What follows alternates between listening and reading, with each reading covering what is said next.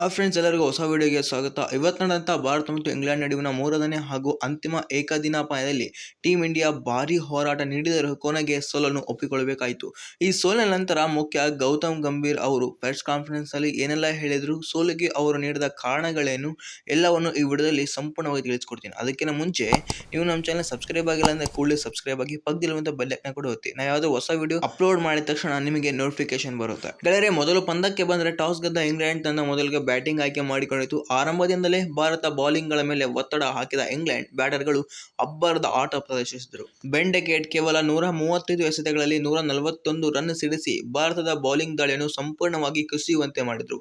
ಅವರಿಗೆ ಉತ್ತಮ ಬೆಂಬಲ ನೀಡಿದ ಜೇಕಬ್ ಬೆಥೆಲ್ 93 ಎಸೆತಗಳಲ್ಲಿ 91 ರನ್ ಗಳಿಸಿದರು. ನಂತರ ಅನುಭವಿ ಜೋ ರೂಟ್ 48 ಎಸೆತಗಳಲ್ಲಿ 74 ರನ್ ಬಾರಿಸಿ ತಂಡವನ್ನು ಇನ್ನಷ್ಟು ಬಲಿಷ್ಠ ರೀತಿಗೆ ಕೊಂಡೊಯ್ದರು. ಕೊನೆಗೆ ಓವರ್ನಲ್ಲಿ ಜೋಸ್ ಬಟ್ಲರ್ ಕೇವಲ 13 ಎಸೆತಗಳಲ್ಲಿ 41 ರನ್ ಸಿಡಿಸಿ ಭಾರತದ ಬೌಲರ್ಗಳನ್ನು ಸಂಪೂರ್ಣವಾಗಿ ಒತ್ತಡಕ್ಕೆ ತಳ್ಳಿದರು. ಇದರ ಫಲವಾಗಿ ಇಂಗ್ಲೆಂಡ್ ನೀಡಿದಂಥ 50 ಓವರ್ಗಳಲ್ಲಿ 387 ರನ್ಗಳು ಬೃಹತ್ ಗುರಿ ನೀಡಿತು. ವೀಕ್ಷಕರೇ, ಭಾರತದ ಬೌಲರ್ಗಳ ಪ್ರದರ್ಶನ ಈ ಪಂದ್ಯದಲ್ಲಿ ನಿರೀಕ್ಷೆಯ ಮಟ್ಟಕ್ಕೆ ಇರಲಿಲ್ಲ. ಹರ್ಷದೀಪ್ ಸಿಂಗ್ 10 ಓವರ್ಗಳಲ್ಲಿ 72 ರನ್ ನೀಡಿ ಯಾವುದೇ ವಿಕೆಟ್ ಪಡೆಯಲಿಲ್ಲ.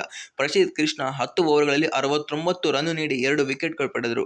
ಪ್ರಿನ್ಸ್ ಯಾದವ್ 10 ಓವರ್ಗಳಲ್ಲಿ 79 ರನ್ ನೀಡಿ 1 ವಿಕೆಟ್ ಪಡೆದರು.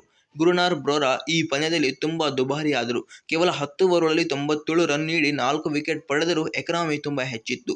ಅಕ್ಷರ್ ಪಟೇಲ್ 10 ಓವರ್ಗಳಲ್ಲಿ 61 ರನ್ ನೀಡಿ ಹೆಚ್ಚು ಪರಿಣಾಮ ಬೀರುವ ಯಾವುದೇ ಕಾರಣ ಕೂಡ ಕಾಣಲಿಲ್ಲ. ವೀಕ್ಷಕರೇ, ಪಂದ್ಯದ ಬಳಿಕ ಮಾತನಾಡಿದ ಕೋಚ್ ಗೌತಮ್ ಗಂಭೀರ್, ನಮ್ಮ ಬೌಲಿಂಗ್ ಅನ್ನು ಇಂದು ನಿರೀಕ್ಷೆ ಮಟ್ಟದಲ್ಲಿ ಇರಲಿಲ್ಲ.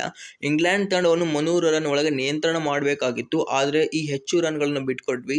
ಈ ಪಂದ್ಯದಲ್ಲಿ ಸೋಲಿನ ಕಾರಣ ಅಂದ್ರೆ ಮುಖ್ಯ ಕಾರಣ ಯಾವುದು ಅಂದ್ರೆ ನಮ್ಮ ಬೌಲಿಂಗ್ ಪ್ರದರ್ಶನವೇ ಎಂದು ಹೇಳಿದ್ದಾರೆ. ವೀಕ್ಷಕರೇ, 387 ರನ್ಗಳನ್ನು ಗುರಿ ಬೆನ್ನಟ್ಟಿದ ಭಾರತಕ್ಕೆ ಆರಂಭದಲ್ಲಿ ಅದ್ಭುತವಾಯಿತು. ನಾಯಕ ರೋಹಿತ್ ಶರ್ಮಾ ಮತ್ತು ಶುಭ್ಮನ್ ಗಿಲ್ ಮೊದಲ ವಿಕೆಟ್ಗೆ ಭರ್ಜರಿ ಜೊತೆಯಾಟ ನೀಡಿದರು. ರೋಹಿತ್ ಶರ್ಮಾ 110 ಎಸೆತಗಳಲ್ಲಿ 138 ರನ್ ಸಿಡಿಸಿ ಅಮೋಘ ಶತಕ ಸಿಡಿಸಿದ್ದಾರೆ.